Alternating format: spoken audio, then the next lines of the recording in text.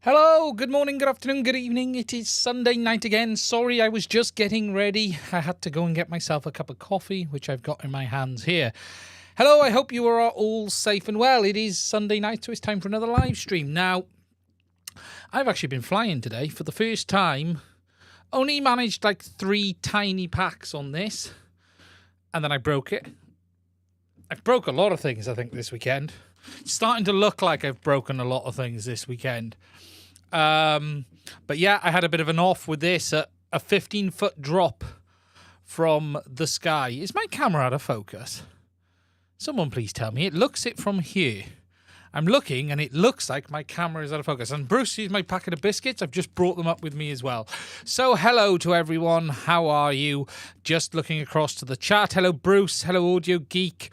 Hello Expander. Inav FPV. TS13 FPV. Bent FPV. I bent that today. ENF, Justin Lands. Hello, hello, hello. Robert Nelson. Hello. I hope you're all well. But the camera's not out of focus. I am. 1 second. I didn't actually check it before going on. 1 second. I'm going to move now and have a look. Oh, yeah, that is out.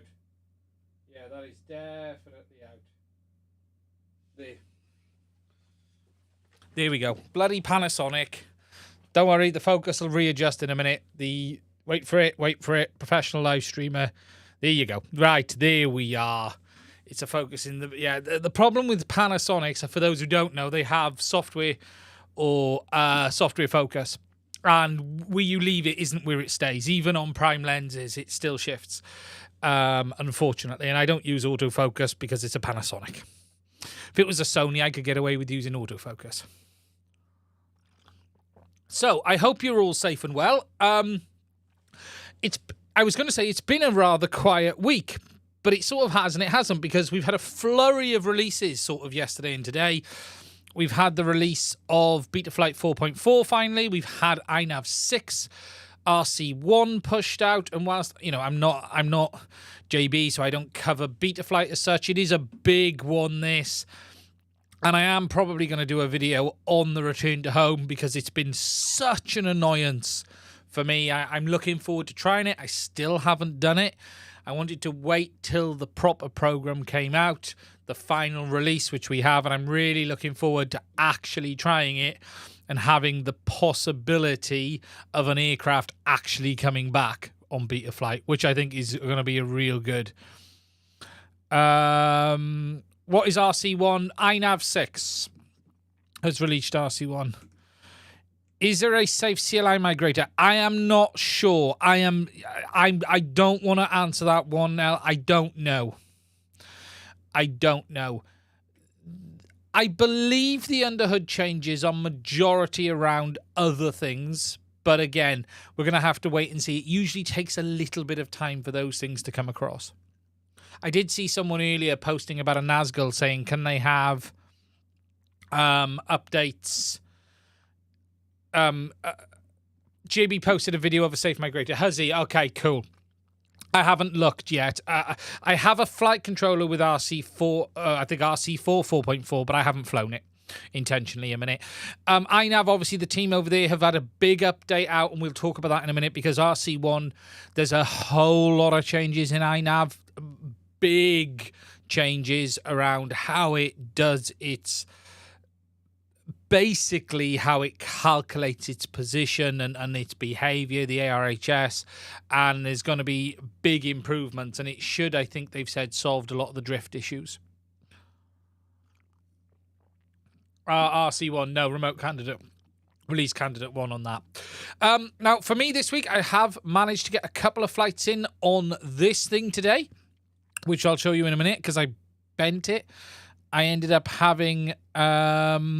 a controlled landing from 15 foot. Basically, it was in a tree, and I disarmed it, and it fell out as I disarmed, and I couldn't rearm at that point, and it landed on a sort of tarmacy floor from 15 feet. And I have damaged the duct, so I'm going to need a new duct for this. So, yeah, we'll talk about that as well. Now, as always, if you have any questions, please do put them in the chat, and I will try and answer them as soon as I can. Hi there, Elmo Hawk. How are you? If there's anything you guys want to know, we'll go through it. Now, before we get into the big video tonight, or move through it, I do want to talk just a little bit about these. If you didn't see, I did a big teardown on these on the channel this week. It was posted yesterday. The video is live now on the channel, and we do talk about the SMA mod for these as well. Now, today I'm going to say hold off before considering doing this. It's nothing to do with the mod. It's nothing to do with the goggles. However, I'm actually having a problem with mine, which there's a very, very real possibility that I have caused. But I now know what's wrong, but what we don't know yet is what the cause of what's wrong is. Was it me in the teardown, or has something fallen off, or has something come loose?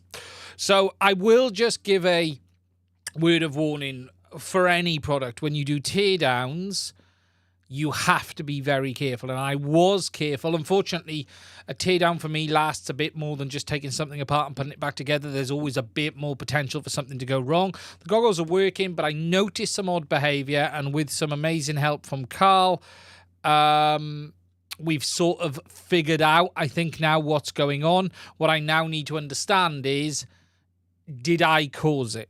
Is what I need to understand. And this could be as simple as a single surface mount component falling off a board, or a single surface mount component being dragged off the board as I've taken it out. Now, I don't think I've done anything, but I am more than happy to open my hands up to the possibility of having done something. So, whilst I have shown you how to take them apart, that stands. I just would be very, very careful if you're doing it. Not only of the ribbon cables, but there are a lot of surface mount components. But yeah, we're trying to understand what the cause is. Is it me? Is it a failure of the goggles? I don't know. It's not that they're not working. They're working semi-fine. It's just that I'm having some very odd behavior, and it now looks like I'm missing a temperature sensor. We're not getting a temperature readout off the one side. And that is what we think is the cause. And look, there's a very, very real possibility that accidentally in the teardown, I managed to catch it. And I don't know. The problem today is I don't know where the component is. I'm hoping to find that out from the amazing team over at HDZero shortly when the China team wakes up, and I'll be able to look at it. However, for those who did see, I did do the teardown video, and I will be putting the images up to repair.wiki. I can't see anything's missing, Bruce, so I need to understand more. We're trying to dig into it. They could have done using short UFL to SMAs. Mr. Huggy, yeah, but that comes with a loss as well. So if you're going to use pigtails, you're going to have loss on the pigtails. But I will be uploading the images of the boards to repair.wiki for everyone. Let me just find them. And I did walk through them. And again, this is the fantastic thing with HDZero. Let me just find the HDZero Goggles files. So this is the fantastic thing with HDZero is that Carl is always willing to have his stuff put where people can see it. So here you can see we've got the main RF board. We've got the back of the RF board. That's the other RF board. Then we've got the IO boards. And I went through these in the video as well. And then we've got the main PCB on there too. And I went through all of this in the video, labeling up the components as well, showing you what you've got. But it really is, it's very well made. These goggles are very well put together. I will say that. I was very happy with the design, the way they've gone together and everything. Now there is, I know now, or now know, I should say, temperature sensors on this board. There's temperature sensors on this board somewhere and a temperature sensor on this board somewhere. What I don't know yet is where they are. And what I do know is one of mine isn't working. So it's either no longer there or something else has happened.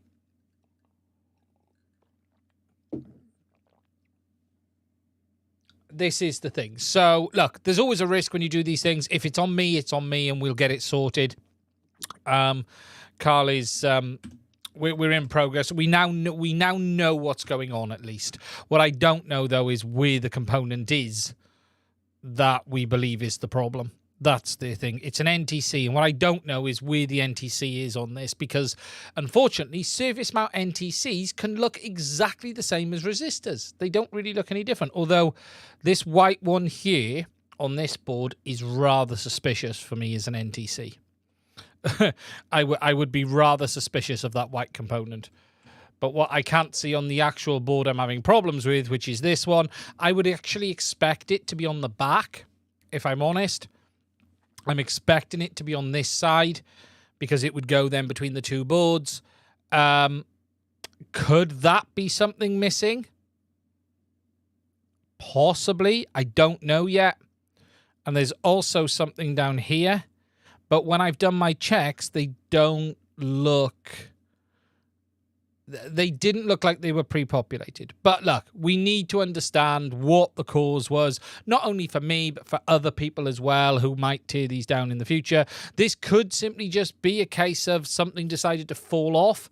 It happens with surface mount components. You know, I haven't lost 4 across there, I can promise you that. But when you start looking around, you start thinking, okay, was there something there that's missing? Was there something there that's missing? I just don't know at this moment in time. But we'll figure it out. We will. We're going to have to figure it out and understand it so other users know. My goggles are working. They're not working. I just noticed the signal behavior on the left side isn't right. And that's led us down a path of suddenly finding out what's going on. And it looks like it's that. Yeah, I've had the boards in and out a few times. I had them back out today twice. Because I even touched up the connections on the pads for this, on here, on these, because I thought I might have had a loose pin on one of these, because it did seem like I had one that was loose. So I thought it might have been that, but it isn't looking like that's the cause. I believe from what the info I've got is that there's a temperature sensor on the I/O board, which is this board. And it does make sense because you've got the I/O and the RF board put together. They sandwich together. And if it was me designing this, I'd have it on the back because that way that would be the temperature between the two boards. That would be the most stable place for it. If I look on this I/O board, there is something here which, look, if I was a betting man, I'd say that's an NTC, that white component. It just stands out slightly different. Or that's the NTC with a 0 label. Potentially that. Potentially that. That one sort of stands out a little bit. It's labeled 0, which could be a 0 ohm resistor, but it could also be an NTC. But I'm not seeing that on this board. And I'm not seeing anywhere with like large enough pads for it on this board either. You know, looking around. Yeah, I'm not seeing anything untoward. You know, that could go there, but there's not a lot of room for it. It could go there, I guess, but there's not a lot of room for it. There's that one there. Oh, sorry, this is the wrong board. Is that the right board or the wrong board? No, this one. Yeah, this one. Yeah. So it could be one of those places, but it's not clear. It's not clear at the moment. There is also some on this board as well. So I've been trying to find if there is one that sort of looks like an NTC on this board as well. But I'm not seeing anything there. Not seeing anything there. Maybe him? Could be. Could be an NTC. That could be an NTC, although that looks like a resistor.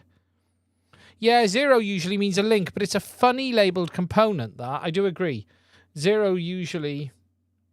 Yeah, we haven't got the board schematics yet, Bruce. They haven't... Those hardware ones haven't been released yet, but I should have that info from China soon. But there is meant to be NTC on this board as well. Could be on the back. There's a... That's an LED.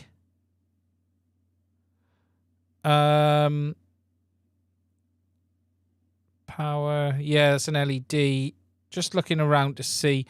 The problem is surface mount NTCs, they just vary heavily in how they look. So even if there's one on the back here, what it actually looks like isn't particularly easy to see. See, it could just be as simple as that little black one up there, look, but we don't know. So, look, I should find out in the near future, and I'll be able to then understand what the cause. Is it missing? Is it loose? What the score is? Usually does me link. Will you want FPV? But with the new batch of goggles produced on March, problems with S may be solved. Yeah, Carl's putting spacers in. And look, I think calling it a problem is necessarily right. There is a potential weakness if you were to drop the goggle.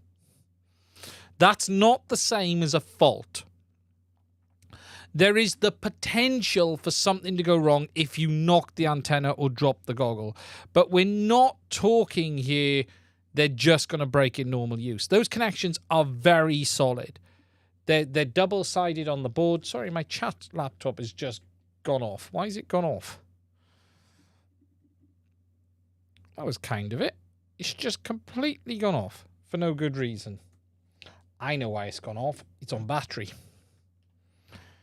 That's why it's gone off. Yeah, I wouldn't call it a fault. It's not fair to call it a fault. It's a potential weakness if you were to drop or knock the goggles, and there's just a bit too much space around the SMA, and that's what Carl's replacing.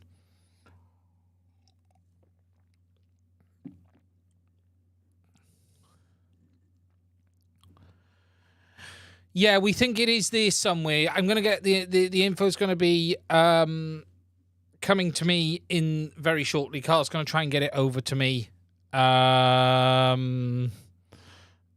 and then I can have a look at what the cause is. And look, if I did it, I did it. If I didn't, I didn't. There's a possibility something has gone wrong. Could have just fallen off. You've got to take into account the difference is as well. These boards were moved around a bit because at the end of the day, look, you have these photos because I've had to tear them down and do these things. And I am extremely careful when I do these things, but that isn't to say something can't go wrong. So it is what it is. We'll figure it out. There'll be a new board on its way as well once I know what's going on. So yeah, look, it's one of those things. These things happen. I'll be able to replace, if the NTC is missing, I can just get the part code and replace it if I need to. Yeah, the DJIs have their antennas on pigtails. DJI do. There's a reason for that. You know, on the HDZero goggle, the antennas are... Ooh. That don't work, does it? What's going on with the overhead? Oh, I know what's going on with the overhead. Woo! There you go. You know, this side is modified. This side isn't a minute because I had the boards out and I wanted to check the modification wasn't causing the problem. But yeah, look, it's only going to happen if you were to have a good knock on it. It's as simple as that. What's great is how easy these goggles do come apart as well. You know, and it is very good. So taking them on flights, just make sure they're in a bag, or if you're going to take them anywhere, they could get knocked. And it would have to be a good knock as well. You know, they are soldered either side. They are well soldered. Internal antenna for the Boxer. Someone has posted a video on this today, or yesterday, in fact. So, I probably won't cover it now because let me just have a look. It was shared on my Discord. Now I haven't watched this myself, but it was shared on my Discord server. Stinger did it, and I believe he saw about a 50% reduction in range, or 3 dB, which is to be expected. Honest, I'm not that keen on an internal antenna mod myself. I'd probably just go for a flat one. Try and get it down lower to it. Ah, yeah, Stingers. Here we go. Let me just find it. Oh, God. Ah, yeah, Stinger Swarm. I know who did it. Let me just... yeah. Let's just have a look. Just waiting for the advert to go past. The 2 adverts to go past. Get my monitor a bit lower. There we go. So I haven't seen what he's done. So let's just... And I'd suggest please go watch the video because I don't, you know... Okay. I haven't watched this video, so I don't really... Why is that covered up? Why is it covered? I don't understand. Is he not showing us what he's done?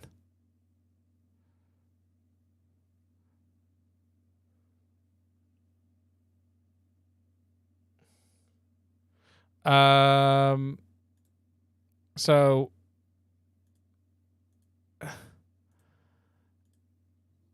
I'm just trying to understand what he's showing the signal. So does he not actually... Oh, there we go. Right, okay.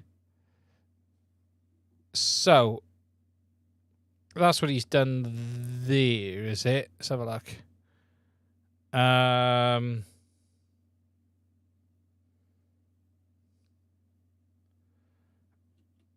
Update. Don't do this mod as I've shown in the video. I will follow up a video soon showing a better solution that won't damage your radio. So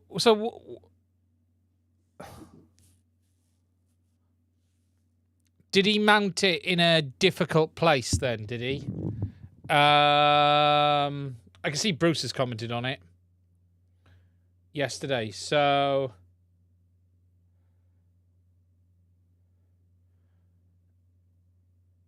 Ah, right, so he's covered it because of that, is it? Is that what it is? Right.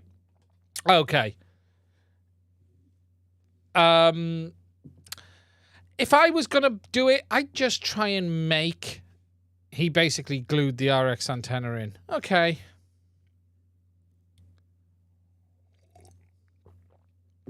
Why not just pull the vid? I now know what he did to balk it so badly. Look, if I was going to do a mod on the Zorro, it'd be really simple. I would get one of these, right? So you want a 2.4 gigs PCB antenna. 2.4 gigs flexible antenna. So I would get something like this. Okay, if I was going to do this, something like this here, and just mount it to the top of the plastic shell.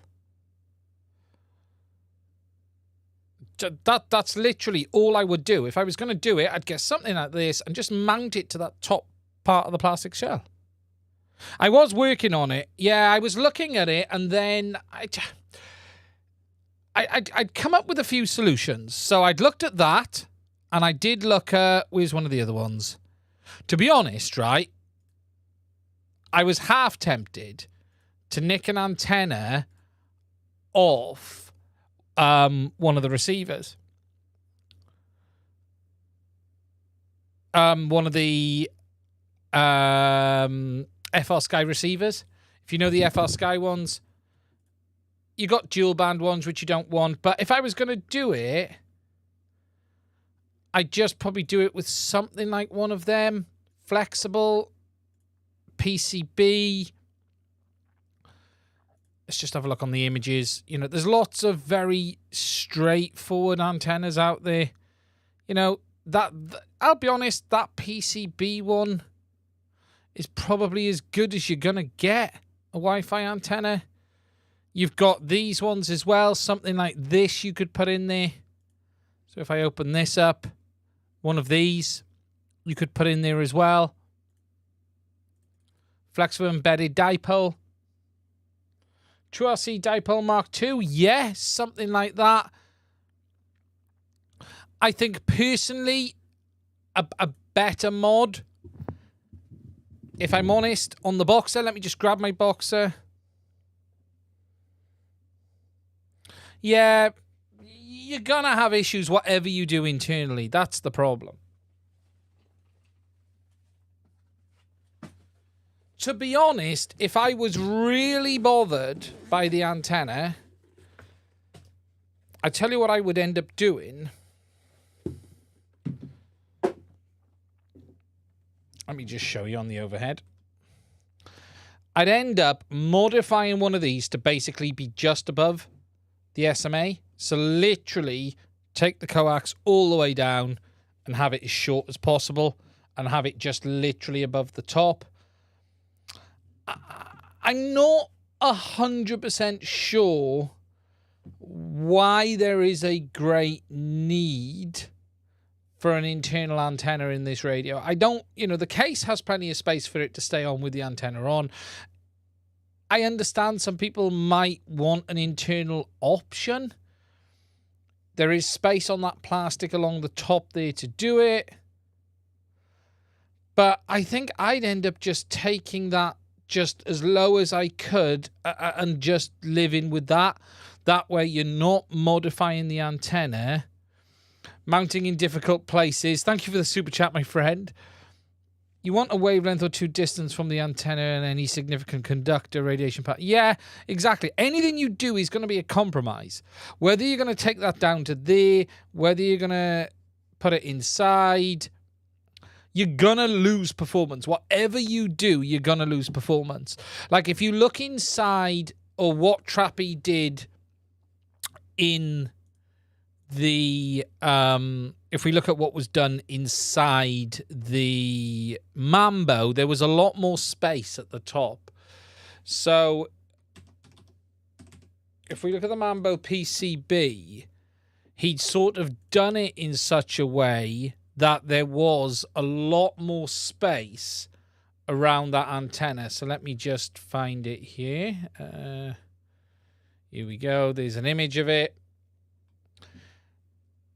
There's a lot more area around this top space. You know, they intentionally created this area up here for it, which gave opportunity for the antenna. You still had metal switches either side, which isn't ideal. Metal switches here and here. You know, it's still compromised, but there was more space. There's no reason you couldn't put an antenna inside the Boxer. So, for instance, if I just find my Boxer video, 2 seconds. I removed the metal handle from the TX16 to avoid reflections. Let me just find raw videos, Radio Master. Let me just find which drive this is on. Archive. Oh, no, it's not there. It's under one of these. I've got 2 drives at the moment with content on because I'm having to archive. It'll be under RM. Was it under Boxer? Can't seem to find it. It's not under radio systems. Where's the Boxer video? Is it here? No, it isn't. Finished videos. I'll find it under the finished videos then. Where's the Boxer? B, Beta FPV, Beta FPV, Butter. Oh, I can't find the Boxer. I can't find my Boxer video. I've lost it. I have lost the Boxer video. I wonder if it's still sitting in archive. I have to go and find it on YouTube. It's going to be the only way to find it.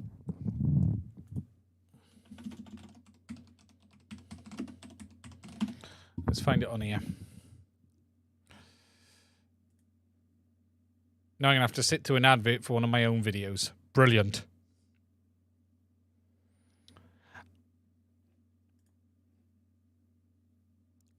Where is it? Okay, there we go. Finally. Okay. So we've got the internals. So space in this front end is limited. You've not got a lot here to do anything. You really don't have a lot of space in this end here to really put anything in. There is very little space between this PCB and this here. So anything you do is probably going to have to go on the back shell, not the front shell. That's most likely where you're going to want to put something. Now, have I actually got a video of the back shell?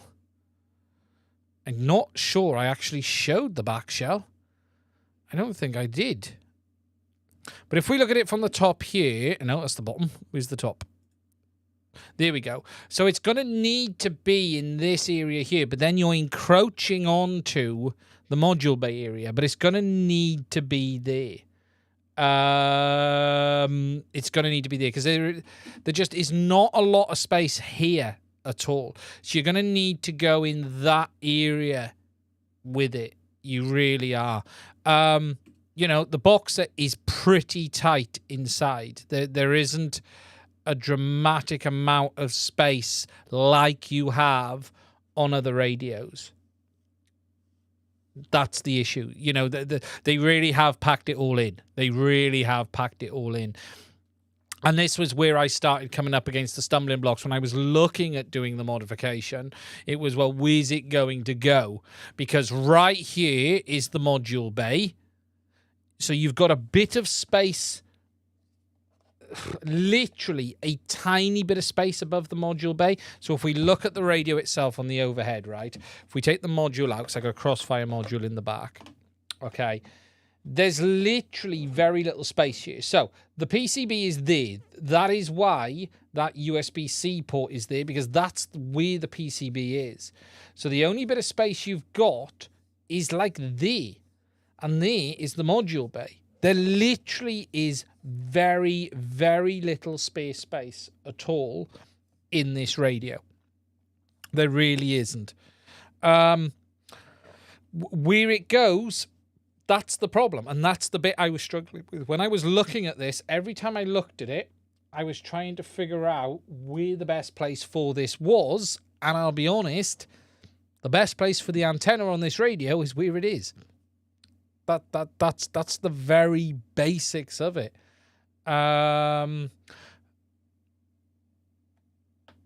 Yeah, it's as hard as that. It really is tough to give a suggestion. The radio comes with a case, doesn't it? Just use the case provided. Yeah, and it does. It fits in the case without a problem, Bruce.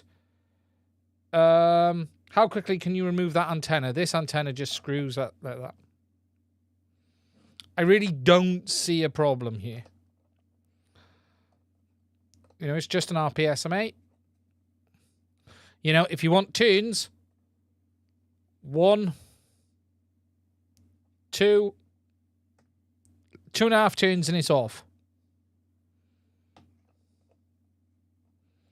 2.5 full rotations and it's removed.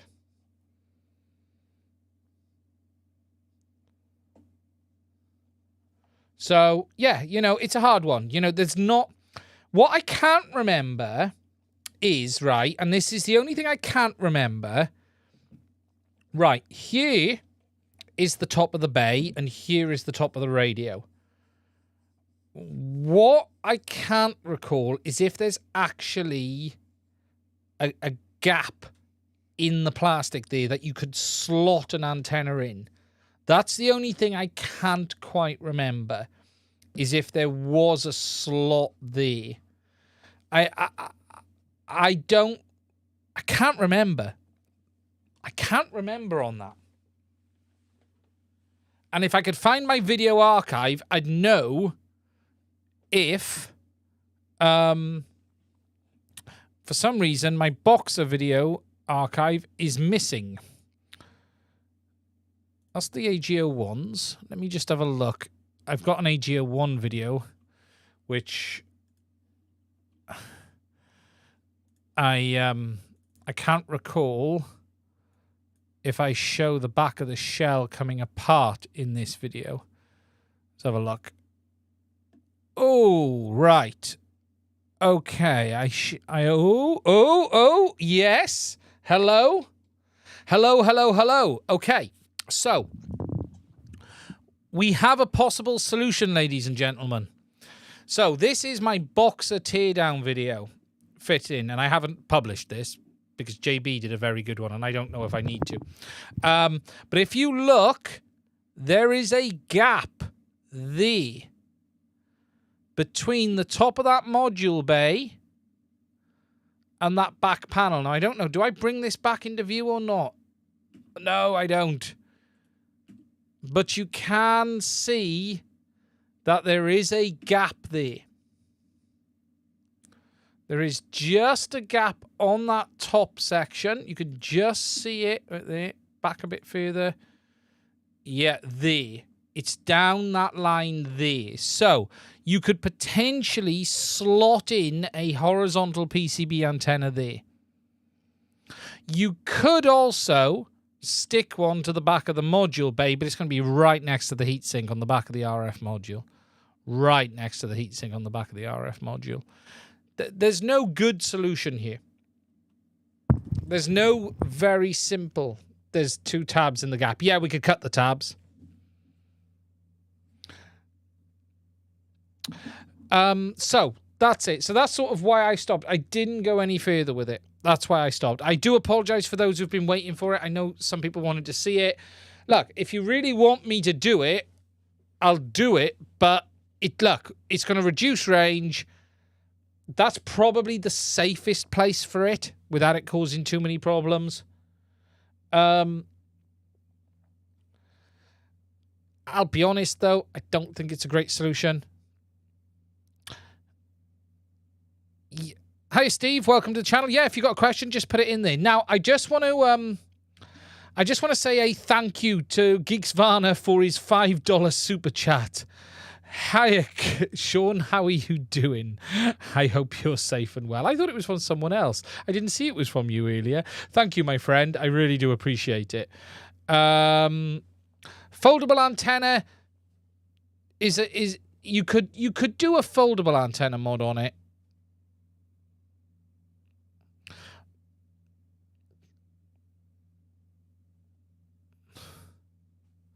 Mavic 3 Classic. Hiya, Jasper. How are you? I haven't tried the Classic. But yeah, look, I don't really see a problem with the antenna on the Boxer. If you break it, you can unscrew it and put another one in. What's the issue here? Get your goggle fixed before tearing down the Boxer and breaking it. I don't know that I did break the goggle. But yes, look, I don't personally see a great need. I would simply just go for a flatter antenna if I was going to try and do it. So that was the thing. So that's it on the Boxer anyway. You know, look, it's a great radio. I will say this, though. It's an absolutely phenomenal radio. A phenomenal radio. It really, really is. And as someone has said, Tango 2 antenna. Tango 2, yeah. You could use the Tango 2 antenna on it. You could modify it in any way you wanted to. There's a lot of options. You can even base it. Look, you know, I've been keeping the crossfire on the back of it and just bending that into the, that's just been going into the case like that. That's all. Oh, yes, 900, isn't it? You could fit one of the fold-in antennas from any of the 2.4 gigs radios. But look, you know, take into account the DJI antenna is just a PCB antenna. There's really nothing special about a lot of these antennae. But it's a great radio. The Boxer is an absolute phenomenal radio. It really is.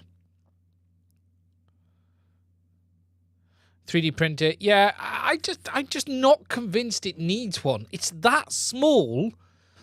I'm not convinced it needs one. When does your video come? How to set up the Boxer, etc. Express ELRS? Hiya, Vincent. How are you? I haven't done out-and-out how-tos on the Boxer or the Radio Master Radios because they're all the same. So here's an interesting question. You know, setting up any Express ELRS radio is exactly the same. They're all identical. If it's running EdgeTX or OpenTX, the process is exactly the same. Zone 1 or Zone 2, Floor. I used to work for Sky a very long time ago. But setting up any EdgeTX, OpenTX radio is exactly the same. So you buy a Boxer, you bind it exactly the same as you would any other Express ELRS radio. I suppose the bit people don't fully get is that it is the same. And it's what's the best way of doing it? What's the easiest way of doing it? You know, with the Boxer, before the firmware was released, you couldn't do it in the configurator. You had to do it via the web portal. But that's really easy. You just go onto Wi-Fi and type it. But perhaps it does need maybe some simple tutorials on that. Perhaps it does need that. Yeah, the easy way. Okay, I'll think about that one. That's definitely one. The worst feature of the Boxer is that it's black. Mine's already overheating in the New Zealand sun. Yeah, I really like it as a radio. It's, you know, look, I'll be honest, from a radio point of view, it's done. Things are done. You know, I don't really see how we could get any better. You know, I was flying it today. And this leads me very nicely on to the Defender 25, in fact. I was flying this day. I've got a bit more editing I need to finish before the video comes out. You're not going to get much flight footage. You never do from me, but you're certainly not going to get much because it's been chucking with rain for absolutely ever here. But I was flying this through some woods today, and I had a bit of an off with it. And what I can say about the Defender, it's a really nice drone, but it is not an Avata. It is not as strong as an Avata. It's not as heavy as an Avata as a result of the fact, and it is damageable, and you do need to be aware of that. Because I damaged the duct on this today, and if I go to the overhead, I don't know how much you're going to see it now because I've actually already straightened it out with some heat. But if I zoom in, and focus. Just to show you guys, there is some damage here in the corner, and I've had to melt the plastic over here. I don't know how easy this is going to be for you guys to see, but I've ended up having to melt the plastic here. But I basically bent the duct up. This duct had bent upwards. It had a fall, and it came down like that from about 15 foot. And yes, I did cause it. Now, it was me who caused it, because I caught a branch on a tree, and it just didn't, you know, sorry, wrong button. I tend to have a simple rule with a Cine Whoop. If I'm flying through something and it catches, I give it a chance to come free itself.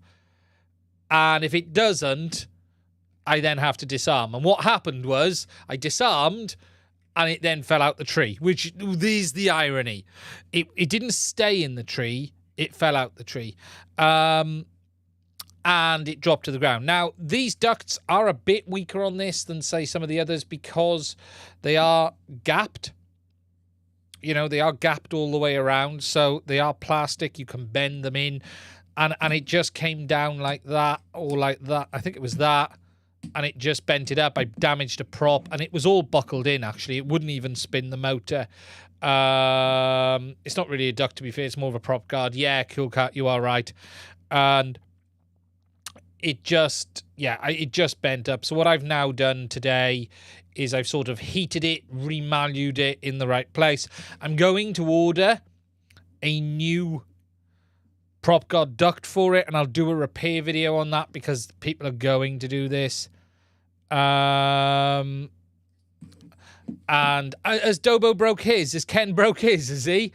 I haven't seen. Has Ken published his video? I know he's got one, but a thing. But yeah, and it bent quite badly.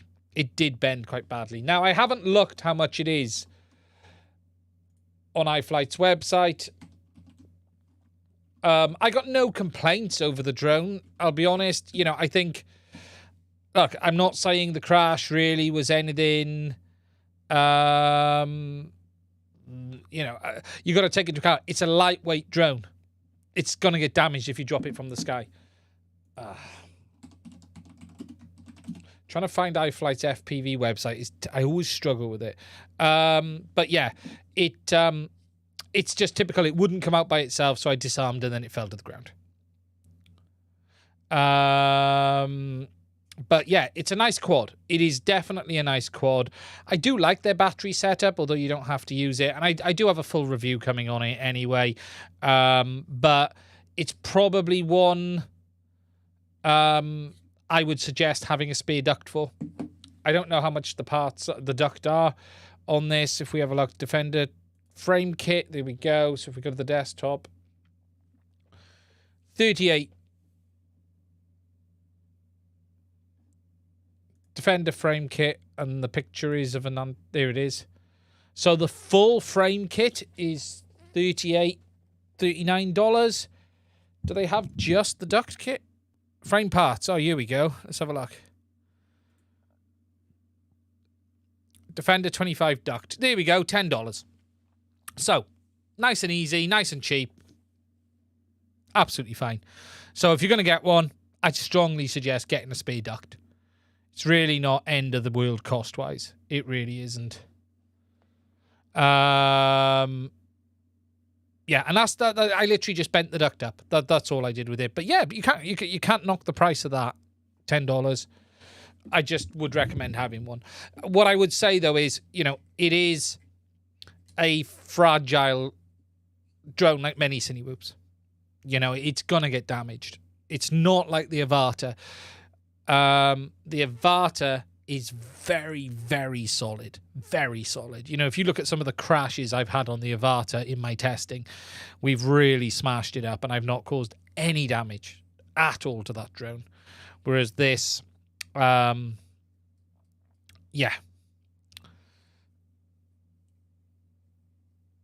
Yeah, that it's going to get damaged. How's the custom battery held in? 2 clips on either side at the top. The Avata is like a small windowless building. It's built like a bomb. It really is a solid thing. Good evening. Do you have any fixes for vibrations on the O3 ear unit? It depends the drone. So first of all, if you're getting vibrations on the footage, make sure your camera is soft mounted. iFlight have sent me their new silicone soft mounts for the Nazgul. Let me just grab them.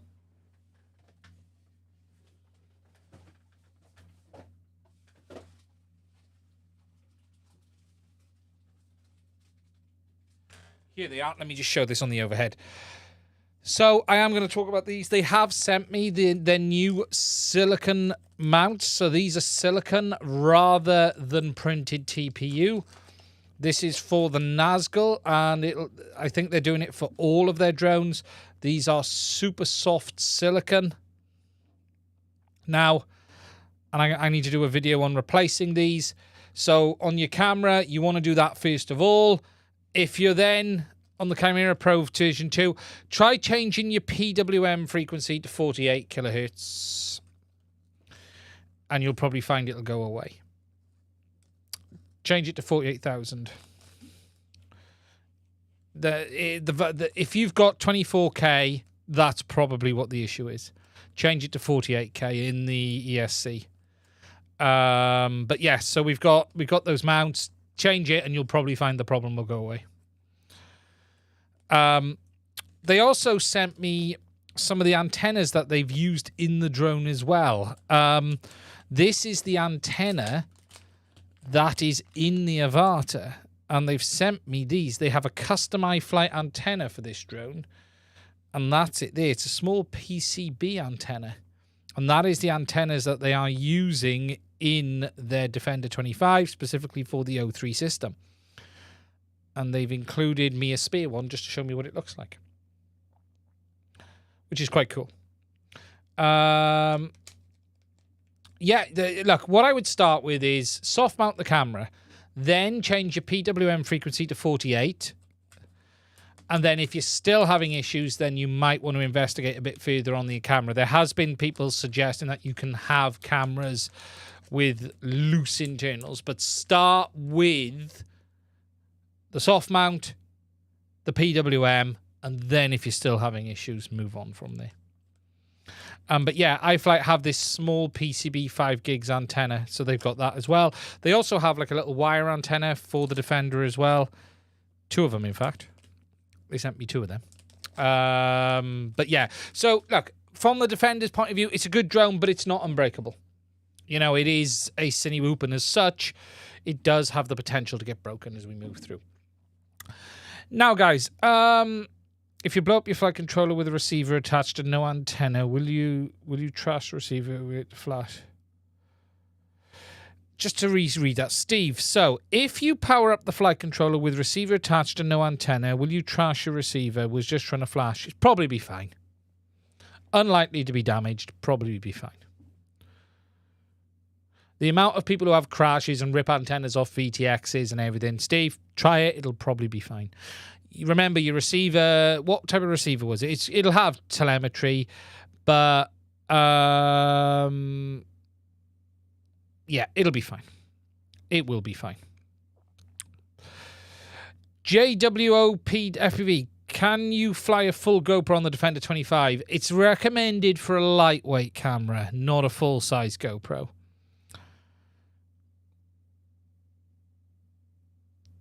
Jasper SK, question, what's my opinion on the Hearlink 1.1? Are there any downsides to the 1.1 versus the 1.0? I have a video on the 1.1 coming this week. I have a 1.1 here. Here is the 1.1. No downsides.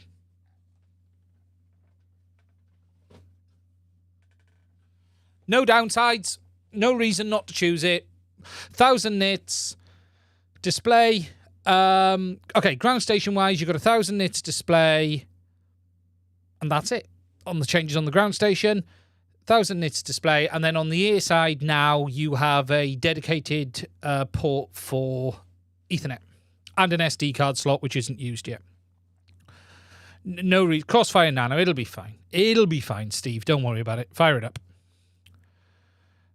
Do I think there's a chance DJI Goggles SE will do 120 frames a second? Okay.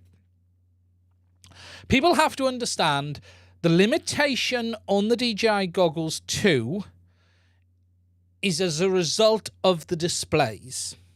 So, if we look at the DJI FPV Goggles version 2 a minute, you've got 144 Hz displays. The original FPV goggles were using 120 Hz displays. DJI upped it to 144, but don't worry about that 144. Concentrate on the 120. That means they can run low latency mode natively on those displays, 120 frames a second, everything is fine. They drive them at 120, it's all good. The issue with the DJI Goggles 2 is that they have 100 Hz displays because they're OLEDs, and OLEDs basically top out at 100. So, as a result of this, they've had to change what the low latency mode is. They've had to reduce the low latency mode from 120 frames to 100 frames a second.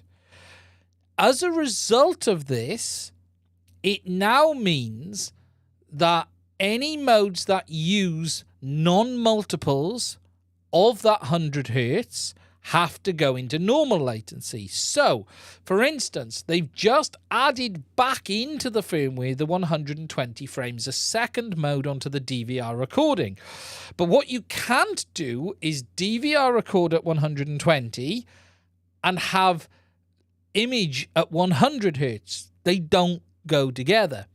So what DJI have had to do is set the 120 frames a second mode on the Goggles 2 to the normal latency mode.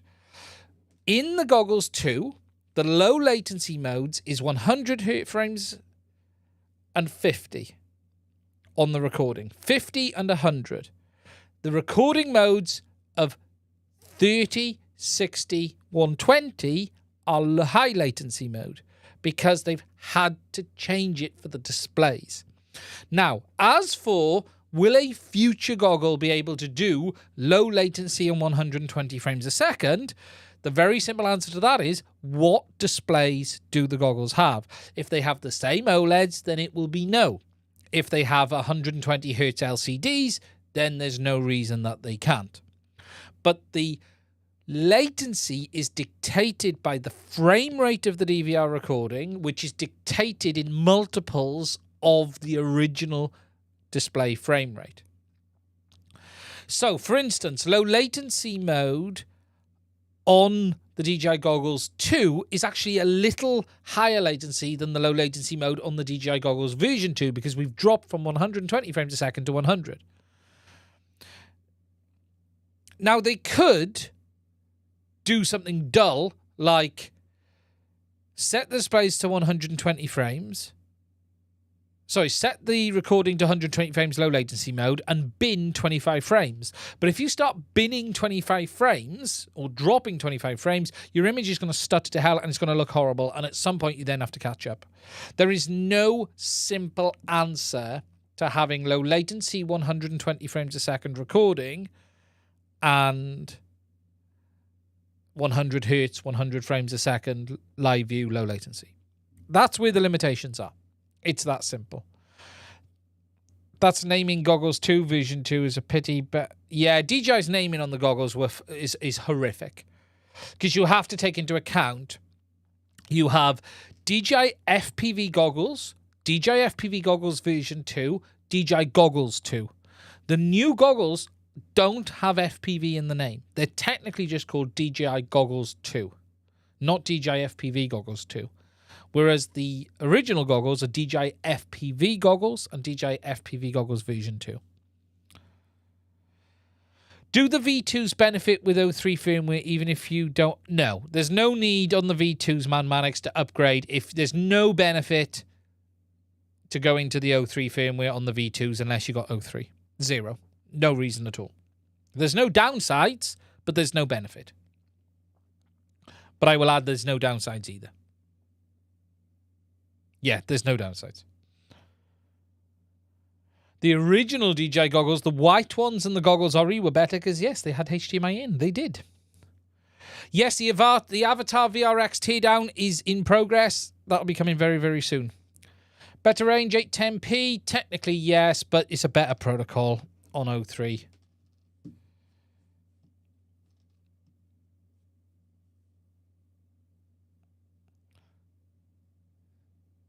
I think DJI's naming policy, you've got to take into account, DJI won't call them this internally.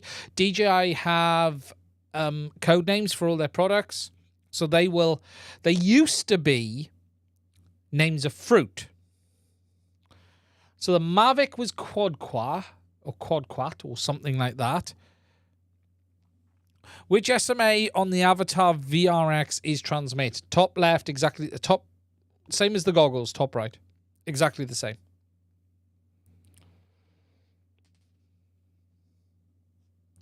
Yeah, but DJI's internal naming is different. They used to have, like, I think the Phantom 3 was called Tomato. They used to have internal naming on all their products. So they won't call them the FPV goggles. They'll call them the GL, whatever the GL number is. DJI have a number for all their products, and they'll be calling them that. I don't really see how DJI are going to make, J-Bender, any new goggles cheaper without changing the displays. Taking, all these rumors about Goggles SE, right? I don't know. I just don't know. You are not saving a bunch of money by losing the trackpad and a few other sundry items. Take out Wi-Fi, take out Bluetooth. You're not losing. You're not really taking that much money out of the product. I promise you that. You're really not. Depends if you're flying long or short range, big Egypt quads. So, if you're flying long range, put a patch on it. If you're flying bando around yourself, put an Omni. It's really down to what you're doing. If you're going to fly around yourself, then you want an omnidirectional antenna on that. If you're going to be flying that your headset is always looking towards the quad long range or in a direction, then you want to potentially put a patch antenna on it. Maybe a wide high gain patch like a True RC. It's down to what you're doing. Put the patch on and fly behind yourself, you're going to have problems.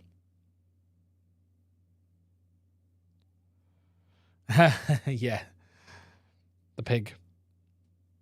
Yeah, DJI have code names for all their products. They always have done. They always have done.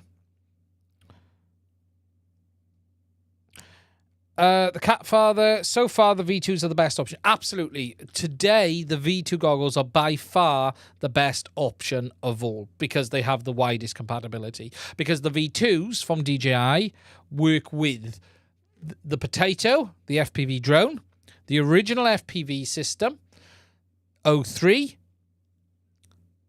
and Avata. 4 products in one. Whereas the Goggles 2 have support for backwards compatibility, but you have to upgrade them. O3 and O3 on that other one as well, sorry. Avata and O3. And then the new O3 and Avata.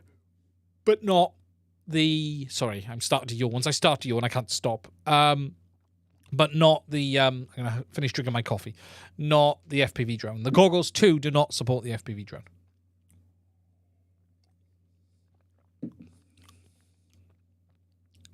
Yeah, that is nice, Matthew. You can tripod mount the VRX. Now, I just want to say we had another super chat, so I just want to say a thank you for the second super chat. I've missed it. What's up? Thank you, my friend. Thanks. How are you doing? I hope you are well. I did see your message. We need another day like that, my friend. But thank you for the super chat. I really appreciate it. What's the best? DJI Goggles 2, HDZero Walksnail to buy from analog to digital. Depends what product you want. The HDZero goggles are very, very good. They give you the most options, apart from DJI, obviously. No, I've come a bit earlier. No, look, the UK times have shifted slightly, Elmo Hawk. UK, we've moved time a little bit, and I'm probably I'm running about half an hour earlier in the UK here, but I've got no option. I don't know, is Ciati still streaming? I haven't looked. I don't want to be streaming over anyone, I'll be honest. Look, it's not My problem is I'm limited when I can do this. Now, if anyone's got a better solution to this, I'd be more than happy to discuss it. Is Seattle still streaming? And if he is,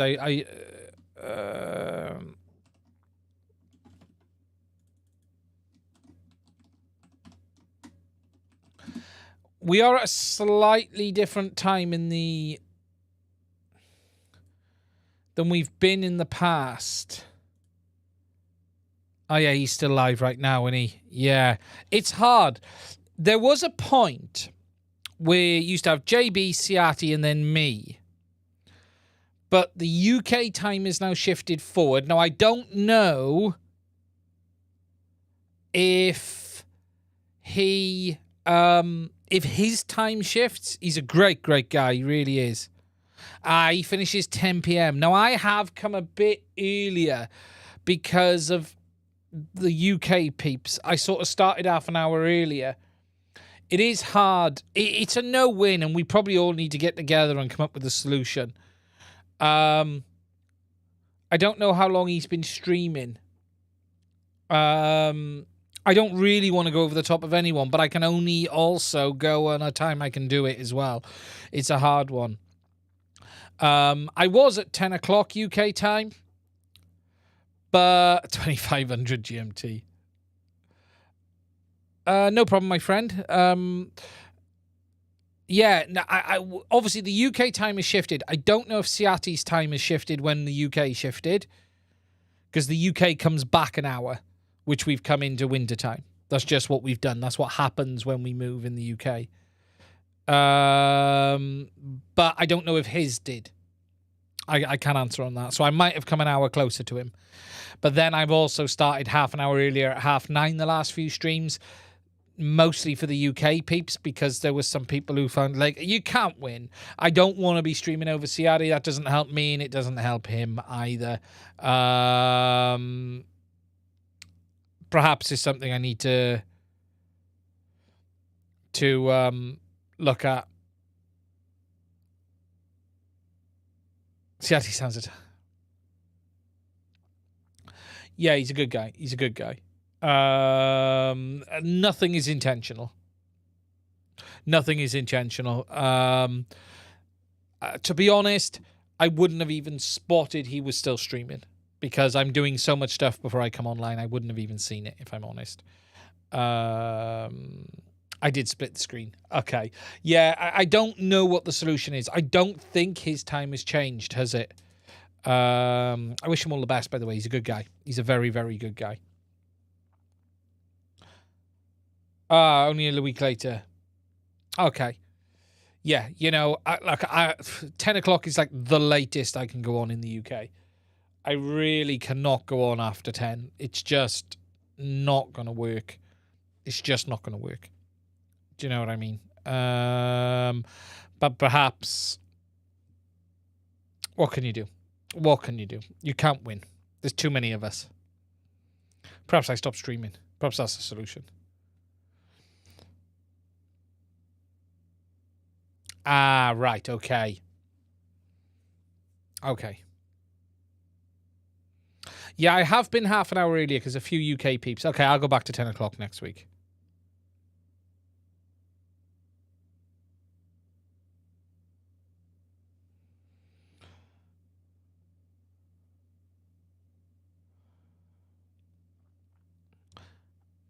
I swear a lot, just not on stream.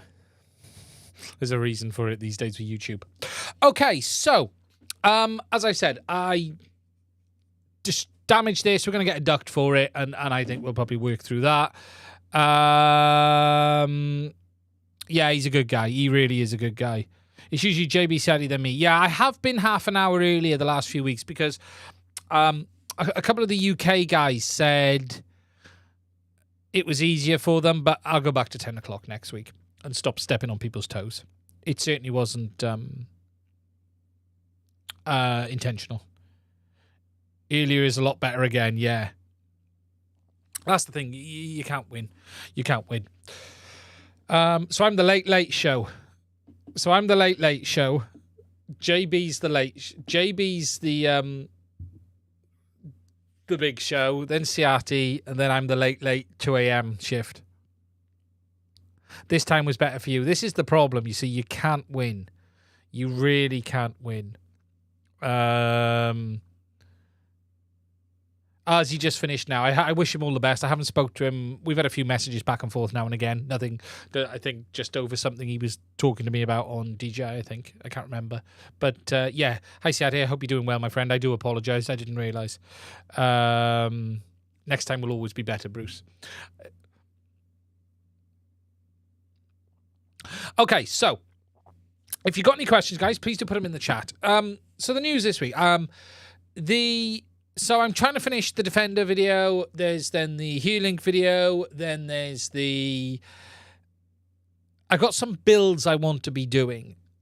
And that's what I want to try and concentrate on now. I want to get the 7-inch finished because I haven't done it.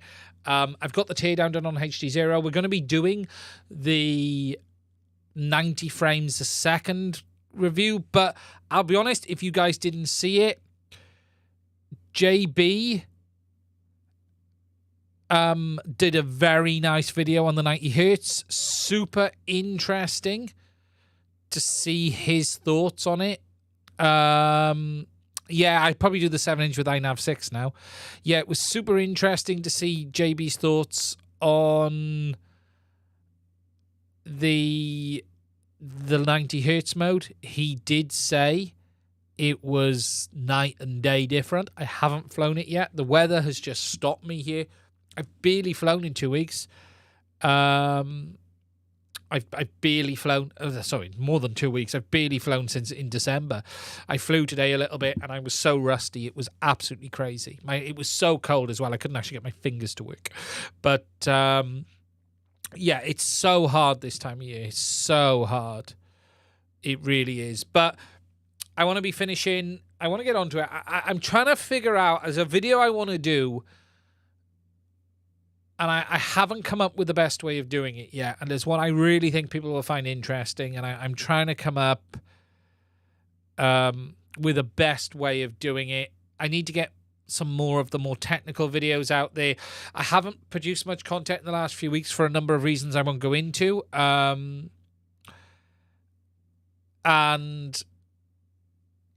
it's interesting to watch what YouTube does when you slow down. YouTube penalizes you. What's my favourite motor on a freestyle quad? We'll come on to that in a minute. But yeah, there is some stuff in the can. I want to get of the reviews out the way. It's been a big period of reviews. And whilst I love doing them, it also distracts you from doing the stuff you want to do.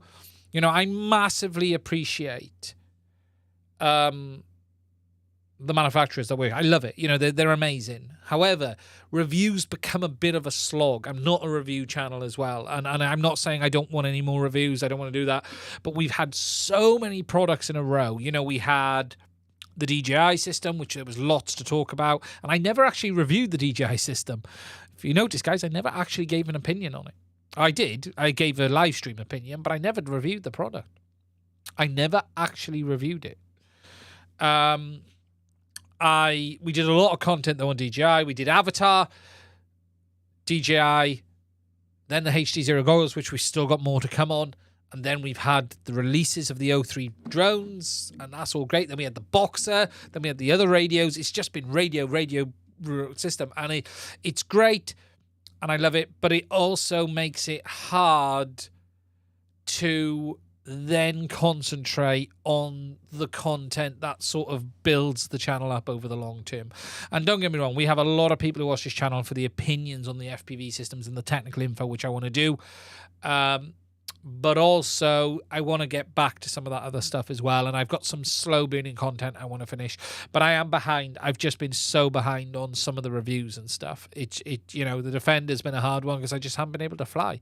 I just haven't been able to get out there and fly it. But we'll get that finished this week. There's more to come on HDZero. I want to try the 90 hertz and I'll give an opinion on that. Look, I'm going to openly say, I'm not the best person to give you an opinion on low latency, because I still firmly believe that you adapt. And I'm not saying the low latency camera doesn't make a difference. It clearly does. It clearly does. But for me, it's not the be all and end all. What's my favourite motor? Someone just asked. For me, it's the iFlight Zings. Always the iFlight Zings. Whatever's the current Zing.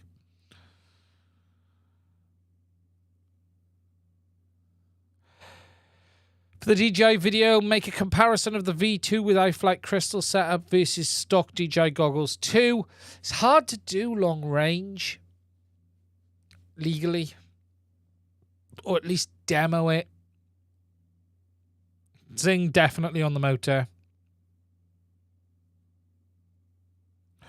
Hello, recently built a totally new drone with the best T-Motor ESC F55A Pro 2. I have one behind me. F7 with Wi-Fi, Bluetooth, etc. The question is, Bluetooth and motor with F60 Pro Vision 2. The question is that after a tiny crash, right, it only takes a small crash in FPV to cause a lot of damage. Yeah, 25. Obviously, Bruce, I'd always be at 25 milliwatt. The V2s with a crystal eye patch should easily outperform the Goggles 2. It should easily outperform the Goggles 2. There's no reason. It's 5 gigs. It's going to outperform it.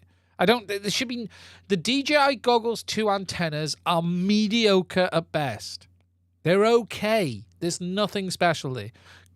iFlight Crystal Patch should easily outperform it. Easily outperform it. It's not really a question. I'll be honest. It's gonna. The goggles front-end sensitivity will virtually be the same. They're the same hardware. There's no change on the RF front end between the V2s and the Goggles 2. They're both dual band. It's literally the same chipset. Everything's the same. It will be the same performance. Mad, I have the Walksnail VRX that won't flash the firmware. When I hold the bind button for 8 seconds, I get a solid red light. Then afterwards, it goes back to green blinking. You should hold it until it starts to beep. So what you should see, and I haven't updated the VRX yet, but it should be the same as the goggles. You press and hold it until the display reboots and says avatar, and then you release the button. It can be 8 to sort of 12 seconds. VTX. Oh, VTX, not VRX. Sorry, VTX. I read VRX. That won't flash the phone. When I hold the buy button for 8 seconds, I get a solid red light. Then afterwards, it goes back to green blinking. Right, when it flashes, they flash really, really quick. They only flash like 10 seconds. So, if it's still not flashing, make sure you got the right file. If it's still not flashing, label the file a number ahead of what it is. So change the last digits and move it ahead. So what I mean by that is this. Let's just go to CADX. Support.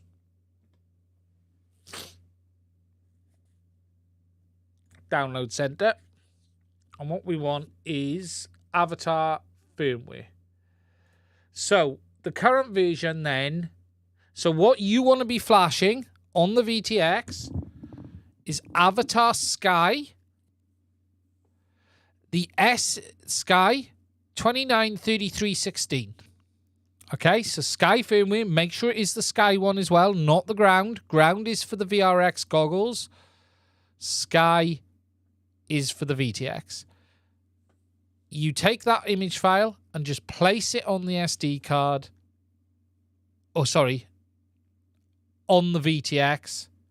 Disconnect the cable. Then reboot, holding the button. If it doesn't work, try relabeling that last number to say 50. So renable it 293350 and see what it does. My laptop's gone to sleep again.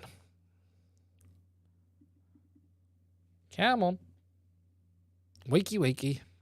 I can't see you guys at the moment. I do apologize. There we go. I'm back. Zing motors are the ones I use predominantly all the time.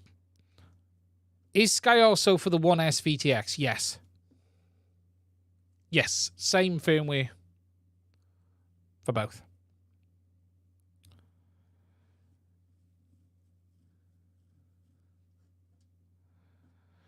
DJI FPV drone image looks nicer on the V2 goggles than my Vista quads. Yeah, camera and onboard processing. The better camera, better onboard processing on the DJI FPV drone.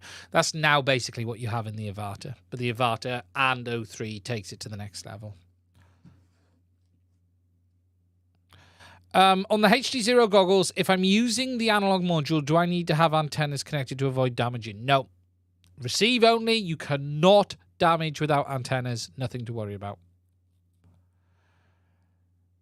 Try read. The betas can be funny. If not, try rolling the number forward. I haven't tried the latest beta. What is the latest beta?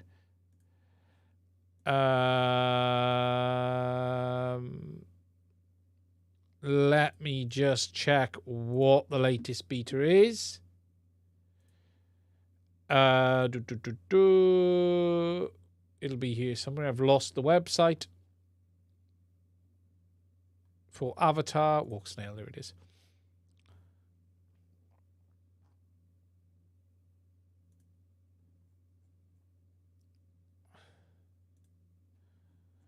I'm trying to find the firmwares. They usually have them listed. Firmware downloads. Here we go. I'm just waiting for Discord to wake up. So the latest today is 2022 4. 2022 4. Firmware 31? What's 31? I'm not seeing a 31. Oh no, wait there. There hasn't been any added onto there for a while. Oh, I'm looking at the bottom. Well, the latest beta... I'm not seeing a beta there. I'm seeing the latest firmware is 29.33.16. Walksnail Discord. Yeah, there must be... That's what I'm looking on, but it must be hidden somewhere else. So, that's that one. So, yeah, that's it on the Avatar.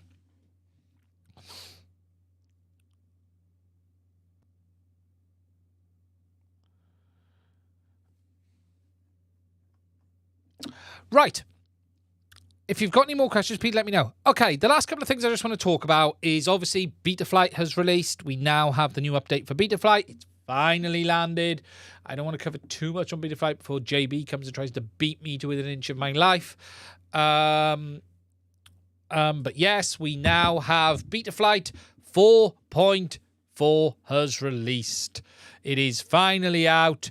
We now get to enjoy the big improvements that come with this, and that is this one down here. Where is it? Where is it? I've lost it.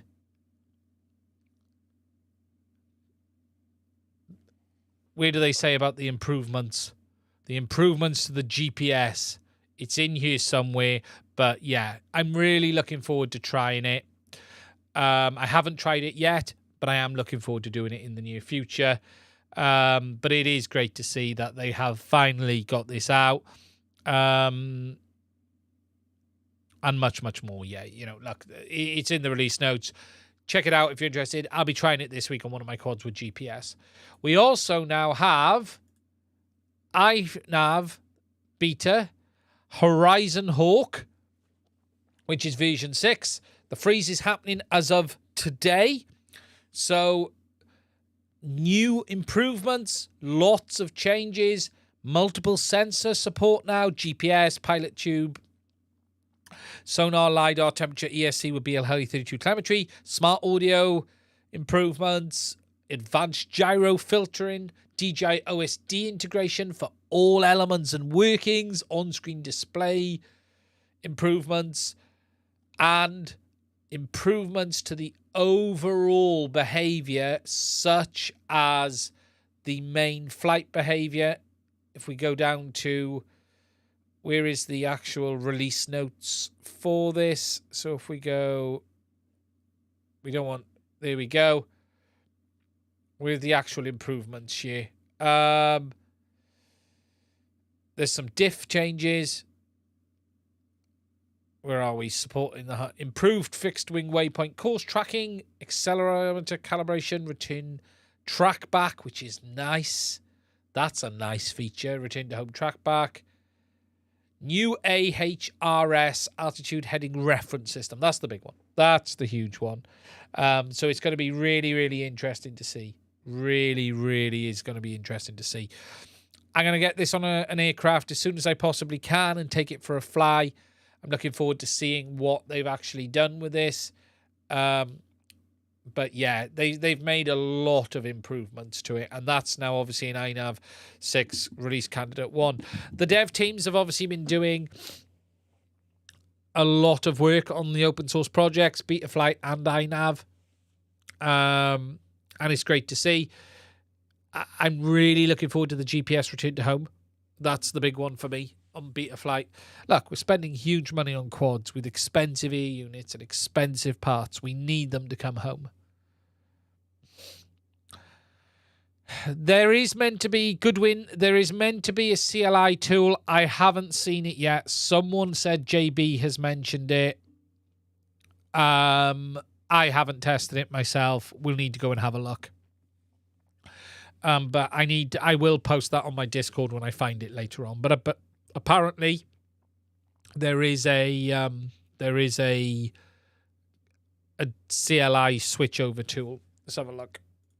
See if I can find it.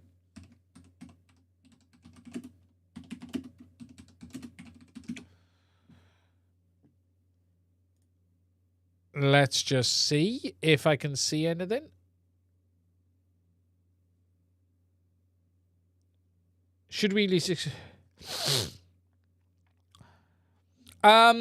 Rishi, I wouldn't worry. If you're not going to install the internal bushings, I wouldn't worry about the external ones. It's not going to make a difference. The external bushing isn't going to do anything. The cat father, hope Inav devs will stop bitching about 03 and implement the OSD. Yeah, it looks like it's in Inav 6. Unagreed. Yeah, I haven't seen Pavel's video. I'll have to have a look. Yeah, I wouldn't bother. Don't touch them. Without the internal bush, you're not helping anything. How they did it without compass? Well, you've got GPS angular reference. It's surprising that it took Betaflight so long to implement proper return to home when a 100 quid Amazon drone had proper return to home. Yes, it's taken way too long, in my opinion. No, it doesn't have position hold. Bad for life. No. It's simply just improved fail-safe features. Improved fail-safe features. That's all it is. There's no position hold or anything like that. It's still Betaflight. But they've just improved how it works. It's less crash return and now landing. JB has his video on it. I am going to try it myself on a quad. Which one have I got with GPS that actually works? Ooh, it's... Which one is this? Let me have a look.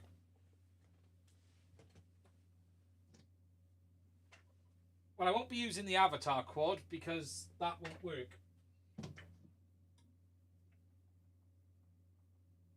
It might be the DJI, I think, but I can't see it.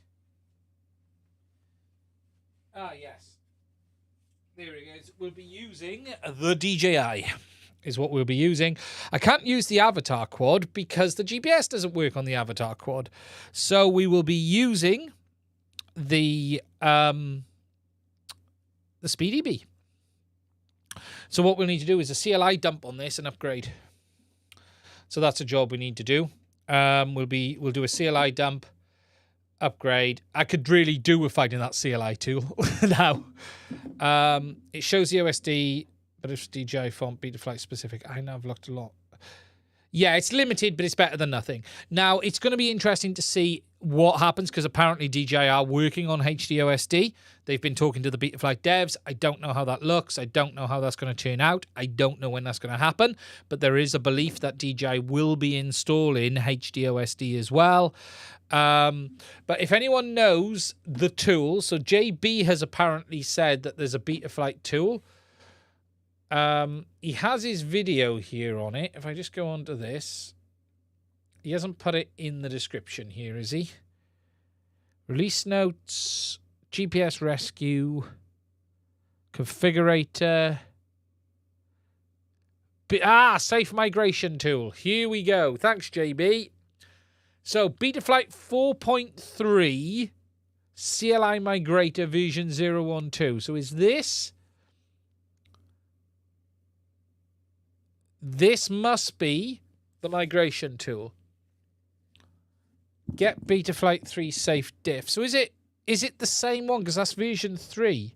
He says it's okay to use this. Okay. That explains it. That explains it. So, if I just... Let me grab a cable. I think I'm on 4.3 anyway. So if that's the case... So, hold on. If that's the case, 4x3 should be fine then, shouldn't it? If I'm reading this right, this is a diff from anything before 4.3. So that must mean 4.3 diffs are safe to use. That's what it must mean off the top of my head. I could be wrong, but if I'm reading that right, what it must mean is the 4.3 diff will be okay. But we will... Let's dump one in.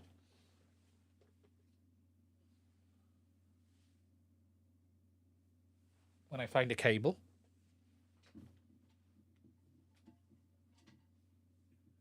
All my cables have vanished. Aha. There we go. That's what I'm thinking. If it's 4.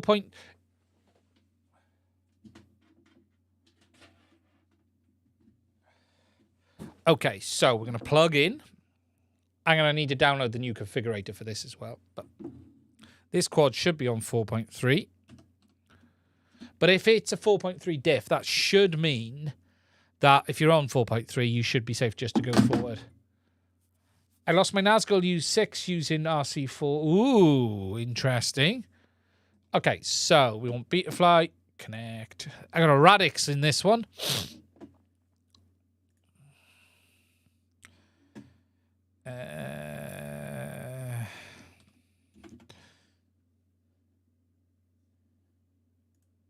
So what we're going to do is it diff all? I can never remember. Is it diff all for everything? I can't remember what it is for everything. Is diff all? No, diff all is only the changes, isn't it? So let's just save the changes a minute.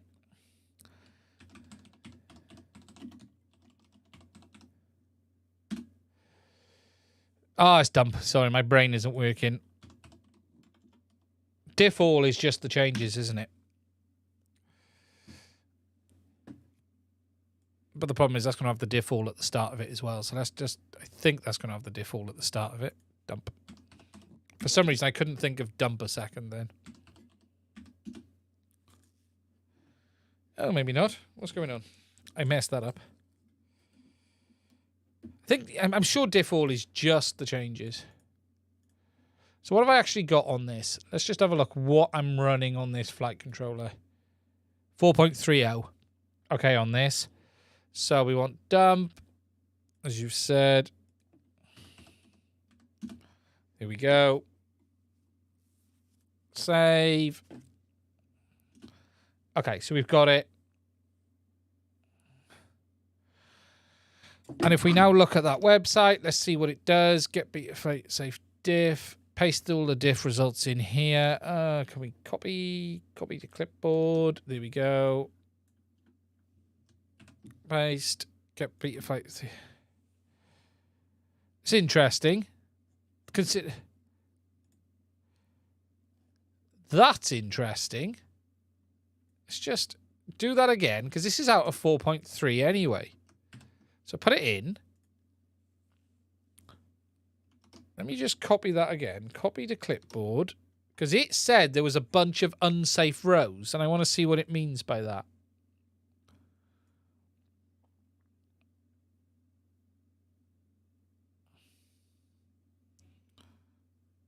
just do this again. Okay, so paste in the original. Completed 89 unsafe rows. Yet that's come from 4.3. That's a little strange.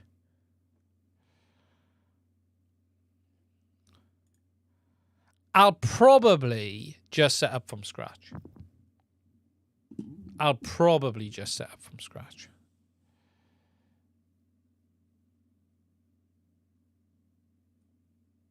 Is it? Interesting.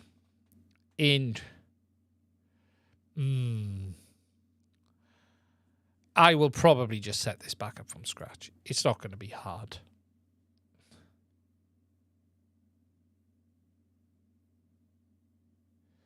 That's the 4.3 tool. Yeah, well, it was said that's the same one. Is there a 4.4 tool? If there's a 4.4 tool, we will take a 4.4 tool. If anyone knows it, please post it. If there's a 4.4, I'll take that all day long. I know it's the 4.3 tool. What I found interesting in the 4.3 tool is I pasted in a 4.3 diff and it said remove stuff. But I'll probably just set it up from scratch. That's what I'll probably do. It's not a particularly difficult build. It's a Radix. If we just have a look at it, I tend but wiped out stuff. Yeah, you know, if we wakey configurator, come on.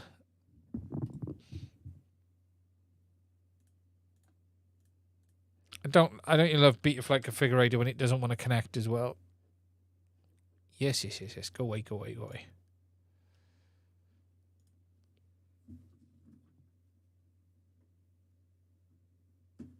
All right, start from scratch. Come on. Do you not want to connect? Yes, I probably have to use theirs as a point on this. I forgot about that. It's been so long since I've updated it. That's probably why it's on 4.1. Now it doesn't want to connect. Go away.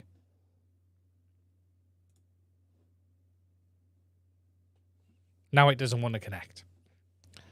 Fantastic. I don't know if there's a 4.4 Radix build yet. I'm going to have to wait and see. The struggle is real. Every time. It's probably jumping into bootloader mode. Yeah, to be honest, tuning Betaflight now is too easy. Just the last 3 quads I've tuned, I've literally gone stock, dragged everything up a notch or two and gone for a fly, and it's been fine.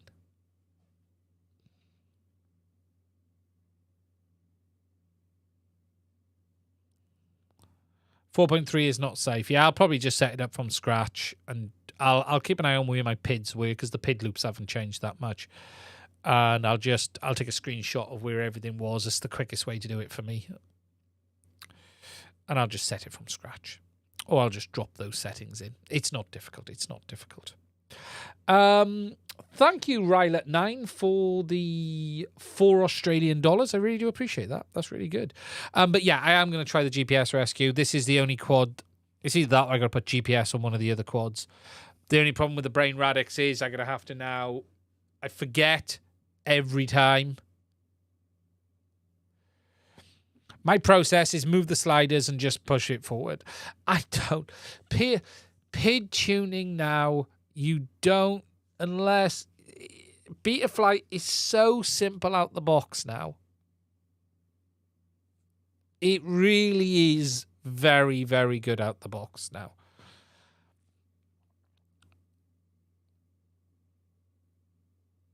It really, you know, literally drag the sliders up a little, keep pushing D gain until things start getting not, wind it back a notch, push P up a bit more if you want to. That's it. The days of having to spend huge amounts of time PID tuning, unless you want the absolute perfect craft, are gone. in my opinion. And UAVTech's an amazing guy with an amazing website. I just think Betaflight have caught up so much now. You just don't need it. You just don't need all that work anymore to tune. Out the box, 4.3 was just good. It just worked fine. If you want more, then yeah. What you tend to do is, personally, what I tend to do is push the D, keep pushing the D up until things start getting out of control, wind it back a notch, jack up the P until I'm happy, and I don't really worry too much about I. Maybe knock it a bit. I just use the slider now.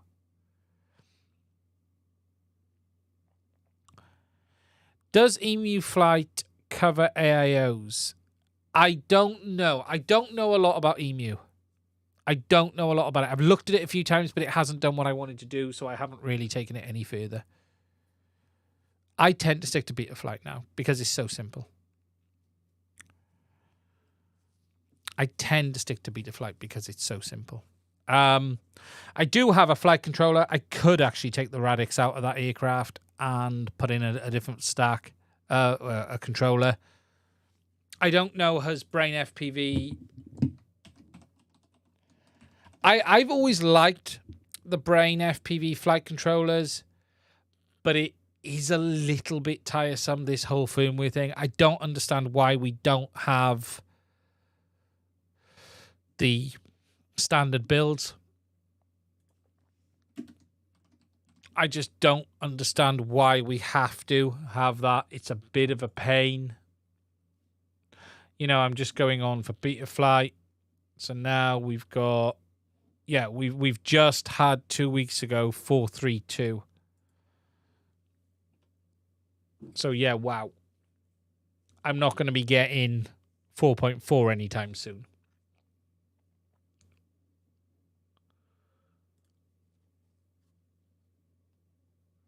Am I? That's the problem.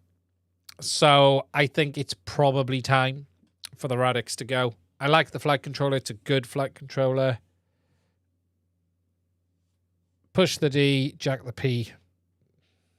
That's it.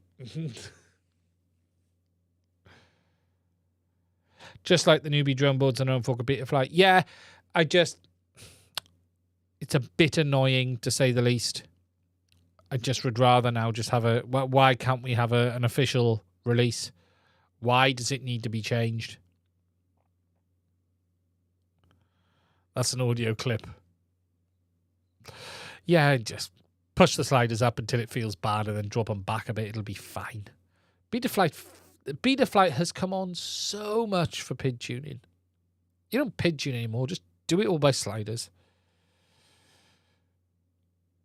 Push the D until things get out of control. Bring it back. Drop the P up until it starts vibrating. Drop it back and then look at the eye gain, and if you need to mess with the eye, do it. If it's not tracking well, then have a look at it. Like, you can spend all the time in the world with PIDs. You know, I spent so much time in the past learning PID tuning. You know, and I always, to be honest, I used to PID tune the basic way. You know, you'd start with P, then I, and then get to D, but...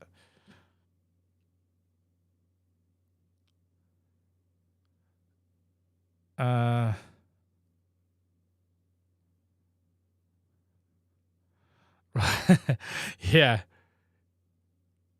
The cat father, yeah. Stream Elements is here on my behalf.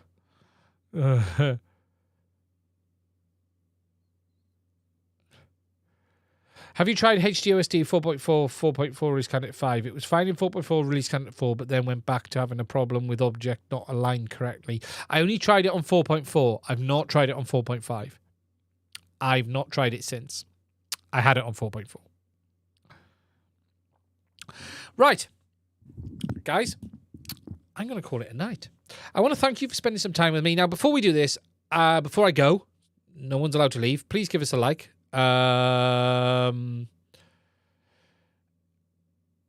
I just want to say a massive thank you to all of the Patreons who support the channel. Over the last few weeks, we've had more and more people coming on board.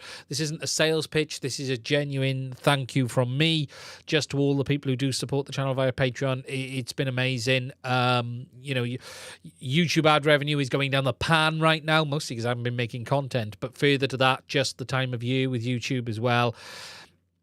And it's interesting, actually, because I can finish on this subject. Someone said something very nice about the channel the other day on Facebook, and they said that it was on Lexi's. Lexi put a video up talking about how much money she made from YouTube. And I don't know if you saw it. It's quite interesting.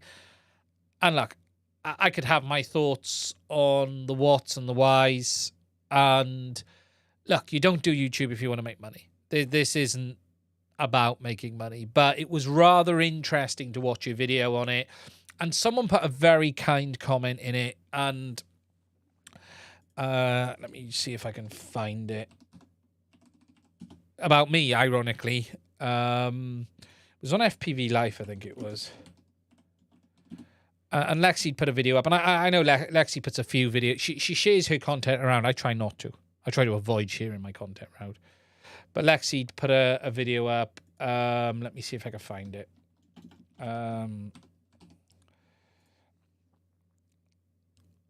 Here we go.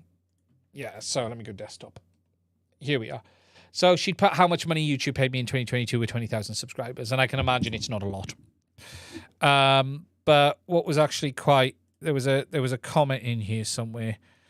Let me find it. All comments. And it was Luke Albrum, and it's this comment here, and he said 2022 was the year of Mads Tech, and it's understandable as he says so much informative information in every single video, but most FPVers just talk about themselves and wonder why no one cares. And look, it was it was very, very kind comment, and it was one that sort of warmed my heart. And look, it's hard. You're never going to make it doing it for the money. It's not about the money, unless you're JB. You're never going to make it. You know, YouTube revenue is on the plummet right now. It's that time of year. Everyone knows, right? January, February, March, it's like that. And look, 2022 was probably the year of the channel because so much happened in my wheelhouse as well. And that was great for me and the channel because we had all of the digital FPV systems. And look, I don't know how 2023 will pan out. I genuinely don't. I probably won't be making as much content. There's a few reasons for that. I'm not saying I'm stopping, but I've just, the prolific number, I had the ability to I had a lot of stuff I could do very quickly. When a new product comes out, it's in my wheelhouse. I can put the content out there. You know, if it was a DJI FPV, I knew about that stuff already, and it's really hard. And, YouTube revenue is on the plummet right now, but Patreon has been a massive help. Sorry, the laptop turned itself off again. And Patreon has been a massive, massive help. And I just want to say a massive thank you to all of the Patreons because we would not keep making content on this channel without the support. I'd end it tomorrow. I'd have to. To be able to buy what we've bought this year has been really amazing, and I just want to thank everyone who's allowed us to do that, including buying these. The HDZero goggles. These were bought and paid for, and now broken. But yeah, look, and Lexi's great, and it's interesting when you see the types of content, and you talk about evergreen content. I don't make any content on the hope it's going to make money, and I don't make any content on the hope that it's going to get views. I'd like to think content gets views. I don't want to make a video that people don't watch, and I do watch the numbers a little bit more now. But look, if I look at the views on the HDZero Goggles review, it was fantastic to get on an hour video 40,000 views. I think it's close to 40k. Let me just look. It was close to 40k views on an hour's video. That video was nearly an hour long. I made a mistake when I published the Teardown video yesterday. It shouldn't have been on a Saturday. Saturday's always a bad day. But the HDZero review, where are they? Where is it? 34,000, sorry. 34,000 views on an hour video. That's incredible. That is amazing. And look, the video numbers have been plummeting since. We've been 2,000. You know, you don't get 40k videos very often. Predominantly, we're sort of, 4 to 6, depending on what they are. And, if I look at yesterday's video, it's nearly 3,000 views, which is, okay, posted on a Saturday. That's really good. The video before, 2,000, 2009, 2006, 5,000. So, look, we but YouTube is on the plummet down. It's just the way it is, and it is really hard. And you're never going to make money on YouTube unless you have content that brings value. And I try not to talk about me or the channel at all in the sense of other than on live streams. It should always be about the content. It's that simple. It should be about the product and the content. And look, I've been really lucky in 22. The channel really did take off. We've hit another milestone. We just hit, I think, 37,000 subs. Yeah, 37.2. We just tipped over the 37.2. I've stopped sort of counting the small number milestones. You know what I mean? The 1,000s. At one point, every 1,000, it was really exciting. And look, I'm not saying it's not exciting. It is. But we're now on the march for 40. That's the big one for me now, is the 40,000. The numbers on that keep getting there. We're still hitting the subs a month. At this rate, the subs a month hasn't changed, and but it's the content has to be right. It should always just be about the content. If you're making a video, look, there are videos. I like to put a video out a week minimum. It's not like I need to. I'm sorry. The reality is this. If you don't, YouTube penalizes you. I've taken it easy for the last 3 to 4 weeks on purpose. I needed some time out for many reasons. And YouTube is already penalizing me. It is already penalizing me. If I show my analytics, right, YouTube says, your videos are attracting a smaller audience, including contributing to 22% less views than normal. Cheers, YouTube. So YouTube basically tells you how bad things are going. That's what it does. Your videos are attracting a smaller audience, contributing to 22% fewer channel views than usual. Thank you for that, YouTube. Brilliant. So you do less and it just hits you. But you can't let that worry you. You just do what you've got to do. Again, the channel was never about being popular. The channel was never about...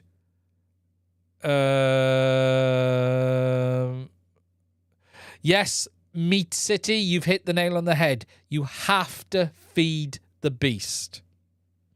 If you don't feed the beast, it comes after you. That is the truth. That is the truth. The great analytic. But yeah, look, for me, the next big milestone's 40. I got lots of plans. And that's it. It really is. But for me, the YouTube revenue is important, but it's not important to me. It's important to the channel. And the Patreon revenue is massively important to the channel. And I just want to say thank you to all of the Patreons. I need to do more for them. I don't do enough. But yeah. Less COVID, less watch time is another wisdom for 2023. Yeah, you're right there, type 100%. But the day of publishing even has an effect. But again, I don't want to put content out for the sake of it. What I don't like is having stuff in the bag either. I always try to put something out that brings value or at least brings something to the table. And that's why I haven't finished this yet, because I could have rushed out an overview of this, and this is some ways why I want to get a bit more, less reviews for a little bit. It's been a really good long run of lots of products, but now I want to sort of double down into those products. And, we just had the teardown yesterday, the HDZero Goggles. That should have been a 3 week ago video. It just didn't have the time to do it. But again, we brought something to the table in that no one else did. And that's what I want to keep doing. And that's the, there's lots of stuff going on. And I want to be doing that. you know, that kind of content. But really, it's just a big thank you. A massive thank you to everyone. 40 will be the biggest next milestone. For someone to say, you know, 2022 was the year of Mads Tech, I think it's incredible. It was a great year. It really was. And look, I'm not expecting this year to have that level of publicity. It was crazy at one point. You know, we had JB mentioning us on every stream. I think it was like 6 weeks in a row JB was bringing us up for something, which is amazing. It was crazy at one point. It really was. But that's how it goes. You know, you become